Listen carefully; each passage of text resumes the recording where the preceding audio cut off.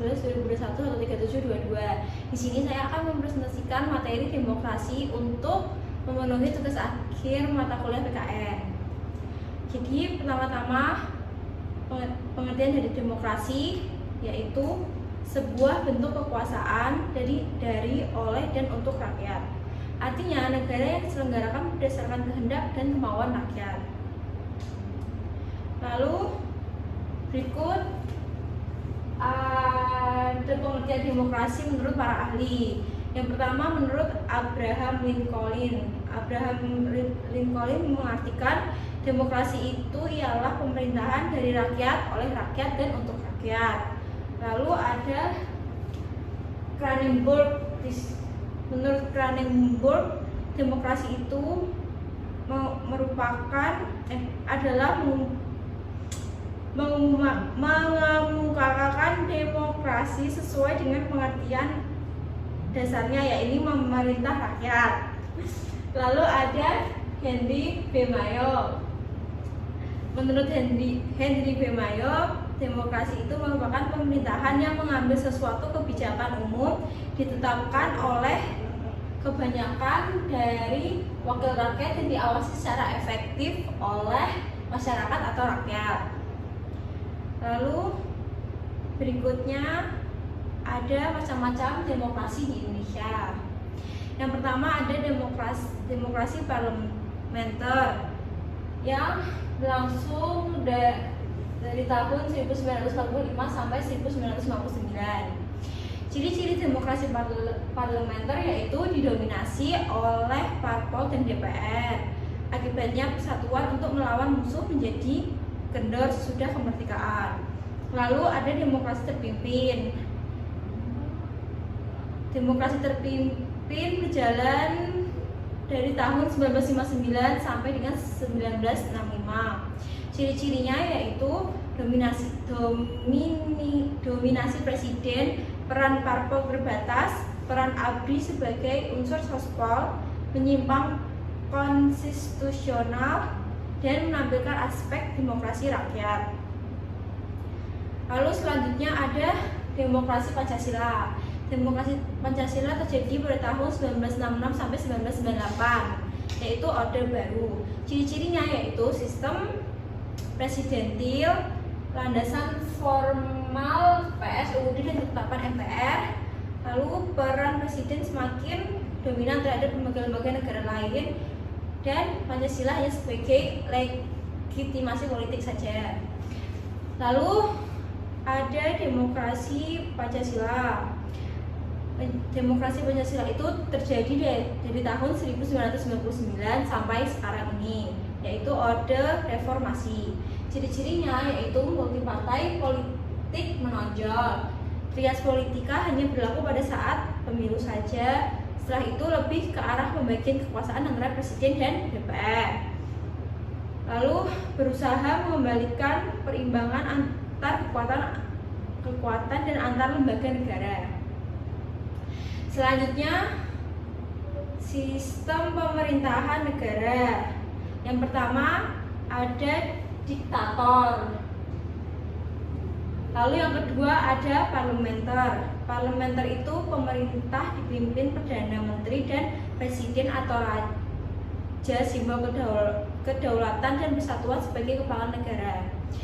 Yang ketiga ada presidensial. Yaitu presiden sebagai kepala negara juga sebagai kepala pemerintahan. Lalu yang keempat ada referendum, yaitu pemerintah sebagai badan pekerja dari parlemen.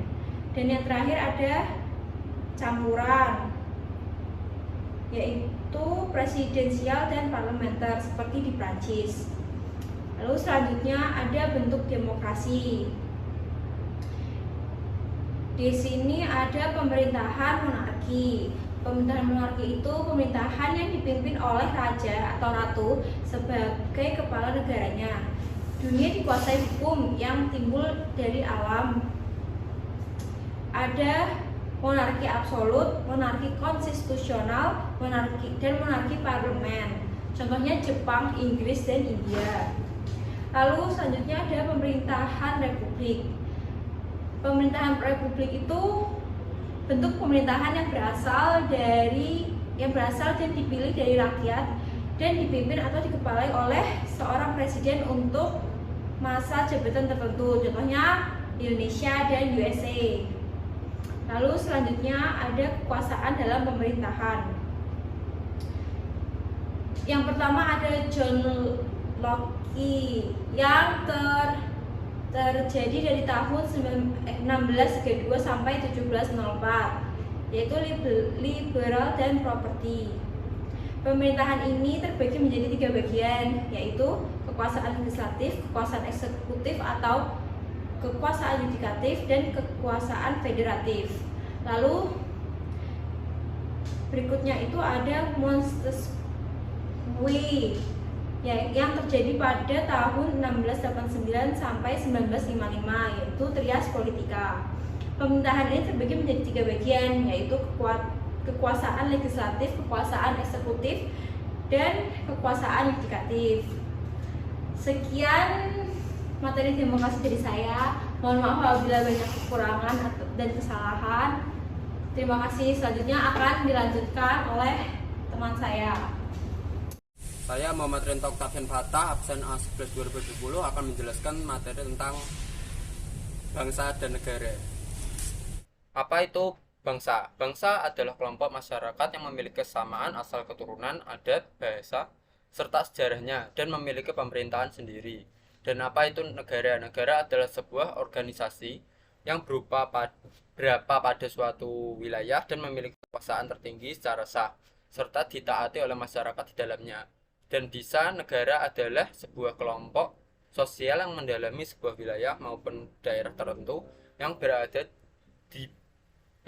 di suatu wilayah maupun daerah tertentu yang berada di bawah lembaga politik atau pemerintahan yang efektif, memiliki kesatuan politik, berdaulat, memiliki tujuan nasional yang ingin dicapai oleh suatu wilayah tersebut. Teori terbentuknya negara. Terbentuknya suatu negara memiliki beberapa teori, yaitu teori ketuhanan. Teori ini meyakini bahwa negara terbentuk karena kehendak Tuhan dibanding dengan perjuangan atau revolusi. Teori penaklukan. Teori terbentuknya negara di mana sebuah daerah bebas kemudian diduduki oleh suatu bangsa yang selanjutnya mendirikan negara di daerah tersebut. Contohnya Amerika. Teori perjanjian. Teori perjanjian masyarakat dikenal sebagai teori kontrak sosial. Artinya suatu negara terbentuk karena adanya perjanjian antar masyarakat. Selanjutnya unsur negara. Untuk terbentuknya suatu negara harus memiliki unsur-unsur tersebut, yaitu penduduk atau rakyat. Kehadiran rakyat atau penduduk sangat penting untuk pembentukan suatu negara, sebab tanpa adanya rakyat, negara tidak akan terbentuk atau berdiri. Jadi dengan adanya inisiatif dari rakyat lah sebuah negara akan berdiri. Kedua, teritori atau wilayah adalah kawasan dijadikan tempat tinggal bagi rakyat serta lokasi untuk menyelenggarakan pemerintahan negara. Wilayah juga menjadi unsur pentingnya berdirinya sebuah negara. Hal ini karena tidak mungkin sebuah negara berdiri atau terbentuk tanpa suatu wilayah. Pemerintahan. Pemerintahan merupakan suatu hal yang kelengkapan negara yang bertugas untuk memimpin dan mengatur negara demi tujuan bersama. Hubungan dengan negara lain. Negara perlu mengadakan hubungan dengan negara lain untuk mendapatkan pengakuan yang menjelaskan bahwa negara tersebut telah berdiri dan diakui dunia. Untuk unsur penting berdirinya suatu negara, ini bukanlah syarat untuk yang harus dipenuhi, namun bisa dilakukan untuk menjalankan hubungan internasional demi mencapai kepentingan nasional. Kewajiban warga negara. Contoh kewajiban warga negara itu membayar pajak, menaati, tunduk dan patuh pada hukum, menghargai sesama warga negara, ikut dalam kegiatan bela negara. Hak warga negara. Hak yang dimiliki warga negara yaitu memiliki agama yang dipercaya, menyuarakan pendapat, mendapatkan pendidikan yang layak, mendapatkan kedudukan yang sama di mata hukum. Sekian, terima kasih.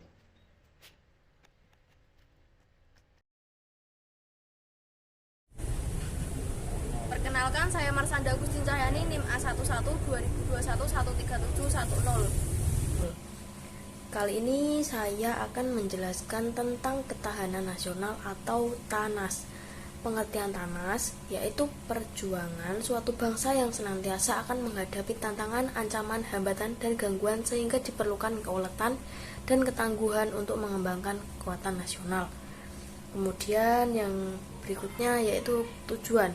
Tujuan ketahanan nasional sendiri yaitu bertujuan untuk menjaga bangsa dan seluruh tumpah darah Indonesia untuk mencapai ketentraman umum, berkehidupan bangsa, serta mengerjakan disiplin dunia dengan dasar kemerdekaan, pemufakatan, dan keadilan sosial. Konsepsi ketahanan nasional sendiri adalah sebuah pedoman yang digunakan untuk meningkatkan daya tahan bangsa dan mengembangkan kekuatan nasional dengan menggunakan pendekatan kesejahteraan tanpa melepaskan unsur keamanan di dalamnya. Pedoman yang digunakan dalam konsepsi ketahanan dasar nasional adalah Astagatra. Astagatra merupakan suatu perangkat hubungan yang saling berkaitan dalam membentuk perilaku masyarakat.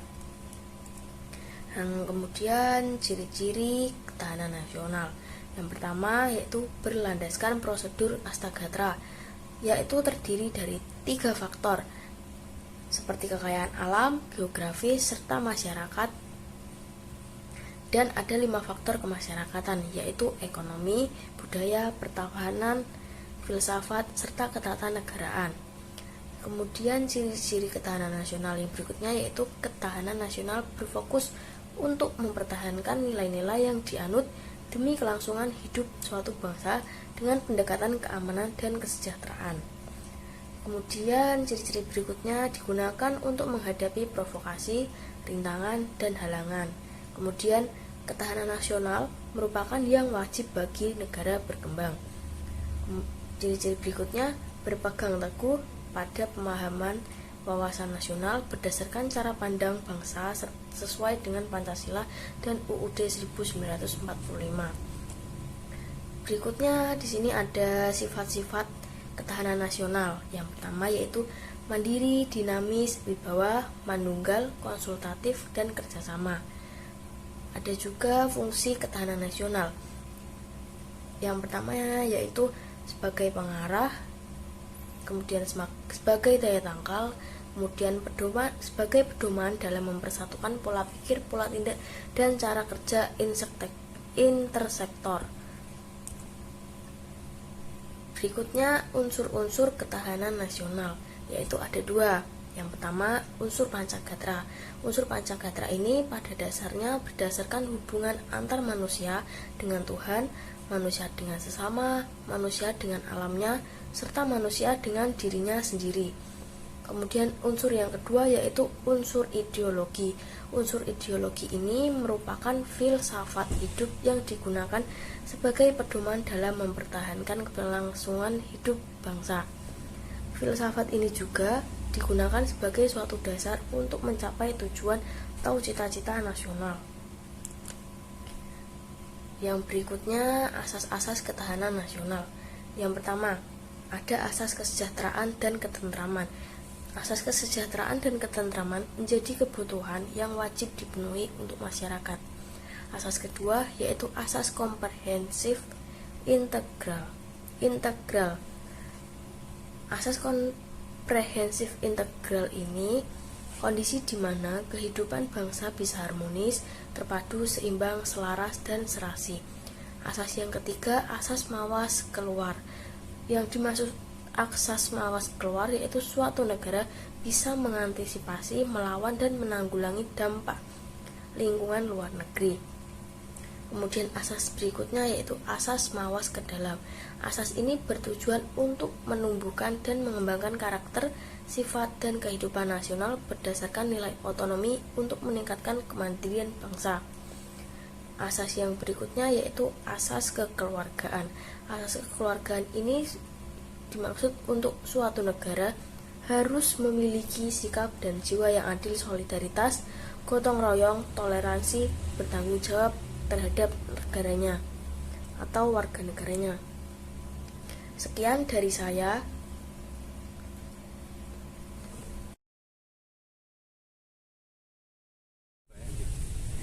Assalamualaikum warahmatullahi wabarakatuh. Nama saya Idam Hadi Laksono, NIM A11 2020 13092.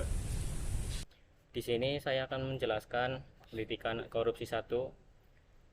Untuk pengertian dari pendidikan anti korupsi itu adalah proses pembelajaran yang bertujuan untuk menanamkan nilai-nilai integritas dan anti korupsi kepada seseorang atau kelompok, serta meningkatkan kesadaran akan pentingnya menghindari tindakan korupsi.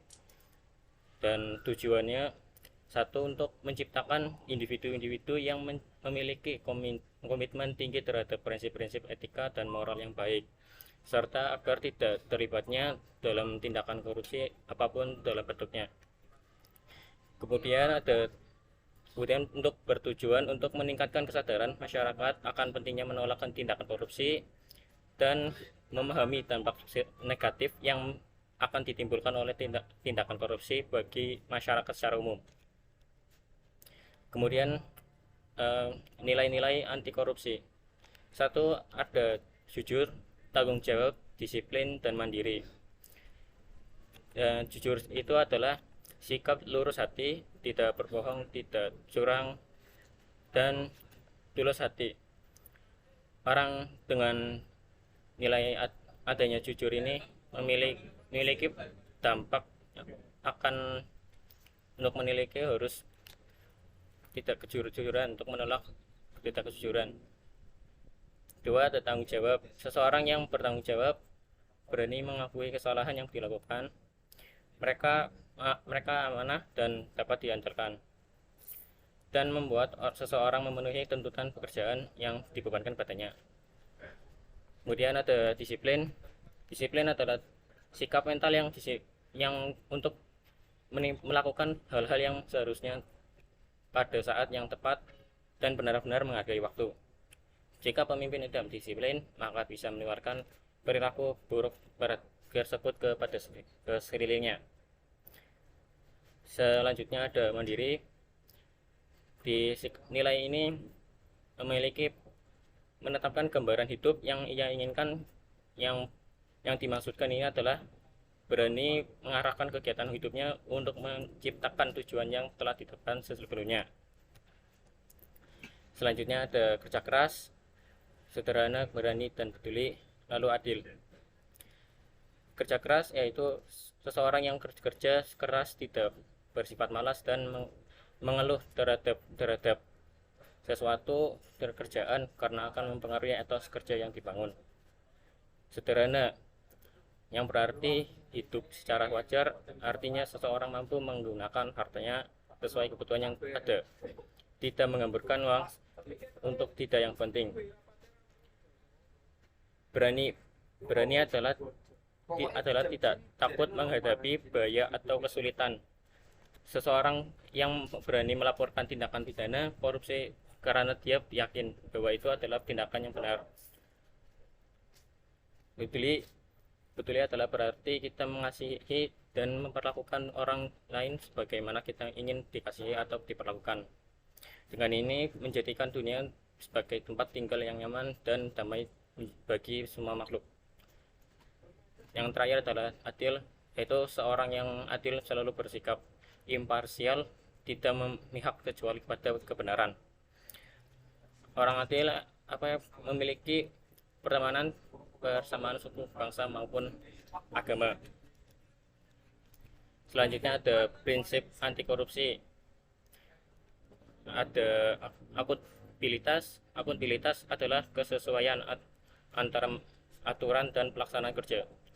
Semua lembaga bertanggung jawab kinerjanya sesuai aturan main, baik dalam bentuk konversi de facto maupun institusi de jure, baik pada level budaya individu dengan individu yang lain. Kemudian ada transparansi.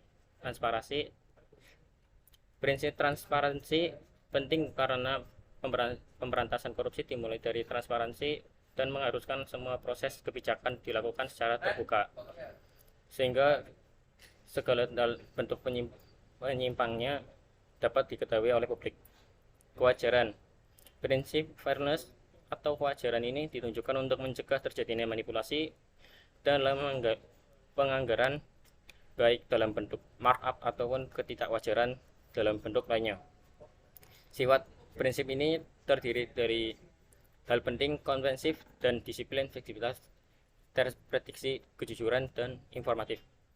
Komprehensif dan disiplin berarti mempertimbangkan keseluruh aspek kebersinambungan atas asas prinsip pembebanan pengeluaran dan tindak melampaui batas atau off budget.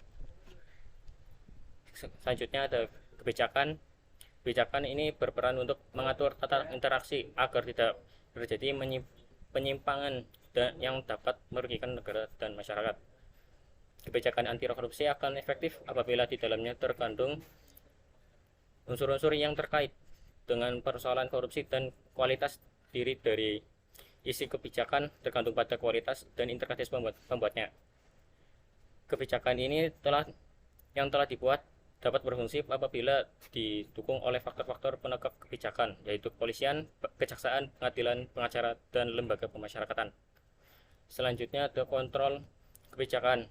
Kontrol ini akan merupakan supaya agar kebijakan yang dibuat betul-betul efektif dan mengeliminasi semua bentuk korupsi.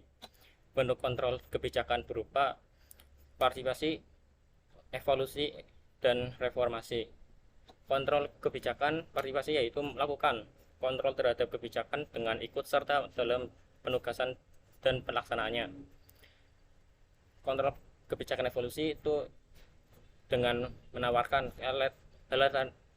alternatif kebijakan baru yang dianggap lebih baik. Kontrol kebijakan reformasi yaitu mengontrol dengan mengganti kebijakan yang dianggap tidak sesuai. Selanjutnya ada peran mahasiswa. Dalam hal ini pemberantasan korupsi terutama bagi mahasiswa sangatlah penting. Sebab karena peran mahasiswa dapat melibatkan peran serta masyarakat, termasuk mahasiswa mempunyai potensi besar untuk menjadi perubahan dan motor pergerakan anti korupsi. Sebagai kontrol sosial, termasuknya mahasiswa dapat melakukan peran preventif terhadap korupsi dengan membantu masyarakat dalam mewujudkan ketentuan dan pengaturan yang adil dan berpihak pada rakyat banyak, sekaligus mengkritisi peraturan yang tidak adil dan tidak bertindak pada masyarakat. Peran mahasiswa dalam pemberantasan korupsi. Moralitas. Sebagai generasi penerus bangsa, mahasiswa diharapkan memiliki kemampuan interpersonal yang lebih tinggi sehingga memiliki moral, rasa peduli, dan rasa bertanggung jawab untuk turut memajukan negara Indonesia dengan pemberantasan korupsi. Mahasiswa yang menyelesaikan pendidikannya cenderung memiliki tanggung rasa yang lebih baik terhadap negara dan masyarakat sekitarnya dan cenderung benci terhadap tindakan korupsi. Selanjutnya ada identifikasi korupsi. Mahasiswa fakultas tertentu memiliki kemampuan untuk mengidentifikasi dan menganalisa suatu tindakan korupsi lebih baik daripada masyarakat pada umumnya, dan memiliki pengetahuan yang mengenai standar-standar identifikasi dan menganalisis korupsi dari segi finansial maupun hukum. Dengan ini, mahasiswa diharapkan dapat memperbaiki kualitas penegak hukum di Indonesia. Selanjutnya ada pelapor. Seorang mahasiswa yang telah mengidentifikasi adanya tindakan korupsi oleh suatu entitas cenderung berhasil melaporkan tindakan korupsi kepada pemerintah karena mahasiswa dianggap memiliki suara yang lebih didengar oleh pemerintah dan mampu menekankan pemerintah. Selain itu, mahasiswa cenderung lebih berani untuk melaporkan tindakan korupsi tersebut karena mereka memiliki pengetahuan akan prosedur dan langkah untuk melaporkan suatu tindakan korupsi. Kemudian ada generasi masa depan. Ketika mahasiswa yang memiliki moralitas tinggi dan memiliki kemampuan interpersonal tinggi dan menggantikan generasi sekarang yang dianggap penuh dengan koruptor, tindakan korupsi dapat ditekan bahkan dihapuskan karena adanya kesadaran dalam diri mahasiswa untuk turut memajukan negara dengan tindak melakukan tidak melakukan korupsi. Terakhir ada peran mahasiswa dalam pemberantasan korupsi. Dalam pencegahan, contohnya bisa dalam pendidikan anti korupsi, pendidikan karakter, mendirikan atau membangun kampanye ujian bersih. Kemudian ada opini, dalam ini ada gagasan ide, metode pencegahan dan pemberantasan korupsi. Ada pengangkat isu korupsi lokal nasional ke media. Kemudian ada gerakan moral seperti pressure group dan kampanye anti korupsi. Sekian dari saya, terima kasih. Kenalkan, nama saya Rainori Kurniawan dengan NIM 11.2020.12865. Di sini saya akan menjelaskan tentang pendidikan anti korupsi yang kedua. Definisi korupsi. Korupsi adalah tindakan penyalahgunaan kekuasaan untuk kepentingan pribadi yang dapat merugikan orang lain ataupun menghancurkan negara. Orang yang melakukan korupsi disebut dengan koruptor. Faktor-faktor penyebab korupsi. Faktor yang pertama yaitu faktor internal. Faktor internal terdiri dari satu aspek perilaku individu. Sifat tamak manusia, moral yang kurang kuat terhadap godaan, gaya hidup konsumtif, dan tidak mau atau malas bekerja keras. Yang kedua, aspek sosial. Faktor penyebab korupsi yang kedua yaitu faktor eksternal, terdiri dari aspek sikap masyarakat terhadap korupsi.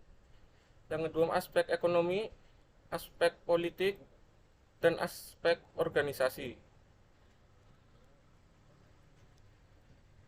Kemudian ada dampak korupsi. Dampak korupsi pada tatanan perekonomian mikro. 1. Menurunnya kualitas taraf hidup rakyat. 2. Sulitnya masyarakat memperoleh pendapat ekonomi. 3. Meningginya pola pengeluaran masyarakat. 4. Tingkat kesehatan masyarakat semakin buruk. 5. Menurunnya kinerja sektor produksi, distribusi, dan industri. Yang selanjutnya itu dampak korupsi pada tatanan perekonomian makro. Yang pertama, merosotnya pertumbuhan ekonomi nasional. Yang kedua, semakin tingginya tingkat inflasi. Ketiga, semakin rendahnya kinerja investasi nasional.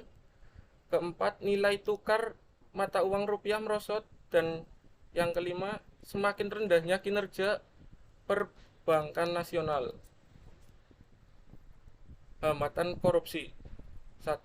Hambatan struktural, bersumber dari praktik-praktik penyelenggaraan negara dan pemerintahan. Yang kedua, hambatan kultural, bersumber dari kebiasaan negatif yang berkembang di masyarakat. Ketiga, hambatan instrumental, bersumber dari kurangnya instrumen pendukung dalam bentuk peraturan perundang-undangan. 4. Hambatan manajemen, bersumber dari diabaikannya prinsip-prinsip manajemen yang baik. Halo, perkenalkan, nama saya Vina Valentina, NIM A11-2020-13150. Terima kasih. Perkenalkan, nama saya Vina Valentina. Saya akan mempresentasikan politik dan strategi nasional. Politik berasal dari bahasa Yunani, yaitu politeia. Poli yang berarti kesatuan, sedangkan theia memiliki arti urusan. Politik sendiri adalah kegiatan yang menyangkut proses penentuan tujuan dan sistem negara dan upaya untuk mewujudkan tujuan tersebut dan cara pelaksanaannya. Kemudian ada pengertian mengenai politik nasional, strategi nasional, serta politik dan strategi nasional. Untuk politik nasional itu menyangkut kepentingan umum dan berhubungan dengan negara maupun pemerintahan. Untuk mencapai tujuan, ingin dicapai dengan menggunakan kekuasaan yang dimiliki oleh pihak-pihak yang berkepentingan. Sedangkan strategi nasional itu adalah serangkaian tindakan untuk memecahkan persoalan di masa yang akan datang. Dahulu, strategi ini hanya ada di dunia militer, Tapi sekarang untuk mencapai tujuan kita semua memerlukan strategi. Kemudian ada politik dan strategi nasional. Politik dan strategi nasional ini sebelum reformasi dilakukan oleh MPR, sedangkan setelah reformasi dilakukan oleh Presiden dan MPR. Kemudian politik nasional itu meliputi 4, yaitu politik dalam negeri, politik luar negeri, politik ekonomi, dan politik hankam. Yang pertama ada politik dalam negeri yang diarahkan untuk mengangkat dan memelihara harkat derajat dan potensi masyarakat. Yang kedua ada politik luar negeri yang berkepentingan untuk membangun solidaritas antar bangsa Asia dan Afrika. Yang ketiga ada politik ekonomi yang bersifat swadaya yang diarahkan untuk meningkatkan taraf hidup dan daya kreasi masyarakat. Dan yang terakhir ada politik hankam yang diarahkan untuk keamanan dan perlindungan bangsa dan negara serta penanggulangan berbagai tantangan, ancaman maupun hambatan. Kemudian ada dasar pemikiran penyusunan politik dan strategi nasional. Dalam penyusunan ini, pokok pikiran yang terkandung dalam sistem manajemen nasional berlandaskan Pancasila, Undang-Undang Dasar 1945, Wawasan Nusantara, dan Ketahanan Nasional. Landasan pemikiran ini sangat penting sebagai kerangka dalam penyusunan karena di dalamnya terkandung dasar negara, cita-cita nasional, dan konsep strategis masyarakat Indonesia. Kemudian ada penyusunan politik dan strategi nasional. Selama ini, susunan tersebut berdasarkan sistem kenegaraan menurut Undang-Undang Dasar 1945. Tapi setelah itu, jajaran pemerintah dalam lembaga tersebut dalam Undang-Undang Dasar 1945 merupakan suprastruktur politik. Dalam mekanisme ini, penyusunan politik dan strategi nasional diatur oleh Presiden dan dibantu oleh lembaga tinggi negara. Sesuai dengan kebijakan nasional, penyelenggara harus mengambil langkah untuk dilakukan pembinaan terhadap semua masyarakat. Kemudian ada faktor-faktor yang memengaruhi politik dan strategi nasional. Yang pertama, ada ideologi politik, ekonomi, yang ketiga sosial budaya, yang keempat pertahanan dan keamanan, yang terakhir ada ancaman. Kemudian ada implementasi politik dan strategi nasional dalam bidang politik dan pertahanan dan keamanan. Yang pertama dalam bidang politik untuk memperkuat keberadaan NKRI yang bertumbuh pada Bhinneka Tunggal Ika, menyempurnakan Undang-Undang Dasar dengan sejalan dengan kebutuhan negara untuk memelihara kesatuan dan persatuan bangsa, serta mengembangkan sistem politik nasional dengan demokratis dan terbuka. Kemudian dalam bidang pertahanan dan keamanan, biasanya untuk mengembangkan kemampuan pertahanan yang bertumbuh pada masyarakat dengan TNI serta kepolisian, untuk memperluas dan meningkatkan kualitas kerjasama bilateral dalam bidang ketahanan dan keamanan, serta menata TNI dengan paradigma secara konsisten, menjunjung tinggi hak asasi manusia, dan memberikan dharma bakti. Terima kasih.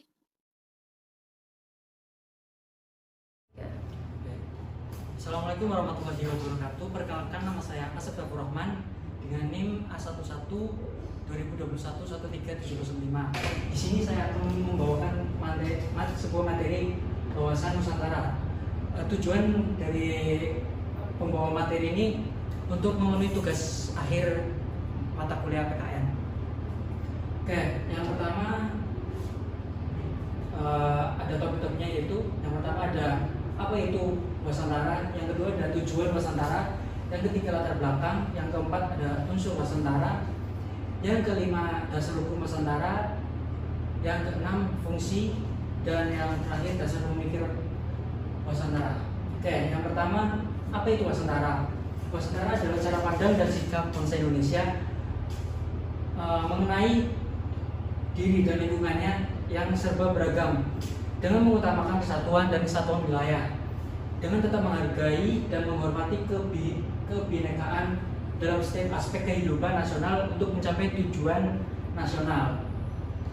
Oke, selanjutnya ada tujuan Wasantara, yaitu yang pertama tujuan ke dalam untuk mewujudkan kesejahteraan, ketentraman, dan keamanan bagi bangsa Indonesia. Yang kedua tujuan keluar, Tujuan luar ini berkaitan dengan lingkungan, yaitu untuk ikut serta menyelenggarakan dan membina kesejahteraan dan perdamaian di seluruh dunia. Selanjutnya ada latar belakang. Yang pertama ada falsafah Pancasila, yaitu mengutamakan kepentingan masyarakat daripada kepentingan pribadi dari golongan. Yang kedua ada aspek kewilayahan, yang mana dalam aspek ini geografi mutlak diperlukan karena memiliki aneka SDA dan suku bangsa. Latar belakang yang ketiga ada aspek sosial budaya. Dalam aspek sosial budaya ini, Indonesia memiliki beragam suku, agama, bahasa, dan adat istiadat. Dan yang keempat ada aspek historis. Aspek historis ini mempertahankan dan menjaga persatuan NKRI. Oke, selanjutnya ada unsur Nusantara. Yang pertama ada wadah, yang mana wadah adalah kehidupan masyarakat, bangsa, dan bernegara meliputi seluruh wilayah Indonesia yang memiliki kekayaan alam dan penduduk dengan aneka ragam budaya. Yang kedua ada isi. Isi adalah aspirasi bangsa yang berkembang di masyarakat dan cita-cita serta tujuan nasional yang terdapat dalam pembukaan Undang-Undang Dasar 1945. Dan yang terakhir ada tata laku, yang mana tata laku ini merupakan hasil interaksi antar wadah dan isi, yang di dalamnya terdiri dari tata laku dan batiniah dan lahiriah. Oke, selanjutnya ada dasar hukum wawasan Nusantara atau Nusantara. Dasar hukum wawasan Nusantara diterima sebagai konsepsi politik kewarganegaraan yang tercantum dalam dasar-dasar hukum antara lain sebagai berikut. Yang pertama ada TAP MPR nomor 4 MPR tahun 1973 pada tanggal 22 Maret 1973. Yang kedua ada TAP MPR nomor 4 1978 tanggal 22 bulan Maret tahun 1978 tentang GBHN. Yang ketiga ada TAP MPR nomor 2 garis miring MPR garis miring 1983 garis miring 12 garis miring Maret garis miring 1983. Selanjutnya ada fungsi wawasan Nusantara. Yang pertama fungsi secara umum, yang kedua fungsi menurut Christian ST Council MHDKK, yang ketiga ada fungsi dari beberapa pandangan. Oke, yang pertama fungsi secara umum. Fungsi secara umum wawasan Nusantara berfungsi sebagai pedoman, motivasi, dorongan serta rambu-rambu dalam menentukan segala kebijaksanaan, keputusan, tindakan, dan perbuatan bagi penyelenggaraan negara di pusat dan di daerah maupun bagi seluruh rakyat Indonesia dalam kehidupan masyarakat berbangsa dan bernegara. Yang kedua ada fungsi menurut Christine, yang mana yang mengutarakan pendapatnya dalam bukunya Pendidikan Kewarganegaraan di Perguruan Tinggi, antara lain sebagai berikut. Yang pertama ada membentuk dan membina persatuan dan kesatuan bangsa dan negara Indonesia. Yang kedua merupakan ajaran dasar nasional yang melandasi kebijakan dan strategi pembangunan nasional. Oke, dan yang ketiga ada fungsi dari beberapa pandangan. Yang pertama fungsi wawasan Nusantara sebagai konsepsi ketahanan nasional, yang mana adalah sebagai konsep dalam pembangunan pertahanan, keamanan, dan kewilayahan. Yang kedua ada fungsi wawasan Nusantara sebagai pembangunan nasional. Di sini mencakup kesatuan politik, sosial, dan ekonomi, sosial dan politik, dan kesatuan pertahanan dan keamanan.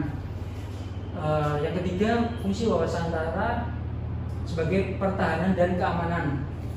Di sini pandangan geopolitik Indonesia sebagai salah satu kesatuan pada seluruh wilayah dan segenap kekuatan negara.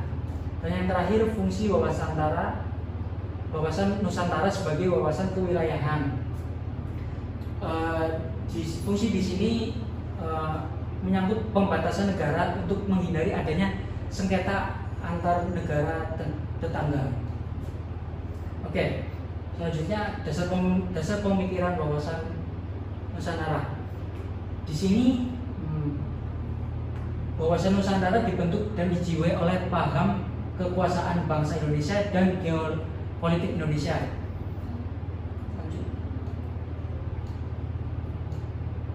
Oke, paham kekuasaan bangsa Indonesia. Wawasan Nusantara tidak mengembangkan ajaran atau teori tentang kekuasaan dan adu kekuatan, karena hal tersebut mengandung benih-benih persengketaan dan ekspansionisme. Oke, di sini politik yang dihubungkan dengan pengaruh letak dan kondisi geografi dari bumi yang menjadi wilayah hidupnya itu terhubung dengan manusia yang hidup di atas bumi, itulah yang akan menjadi penentu wilayah. Dan manusia yang hidup di atas bumi ini terhubung juga ke politik, itulah yang namanya geopolitik. Geopolitik sendiri merupakan kebijaksanaan dalam rangka mencapai tujuan nasional dengan memanfaatkan keuntungan letak dan kondisi geografi negara. Oke, sekian dari presentasi saya, kurang lebihnya saya mohon maaf. Assalamualaikum warahmatullahi wabarakatuh.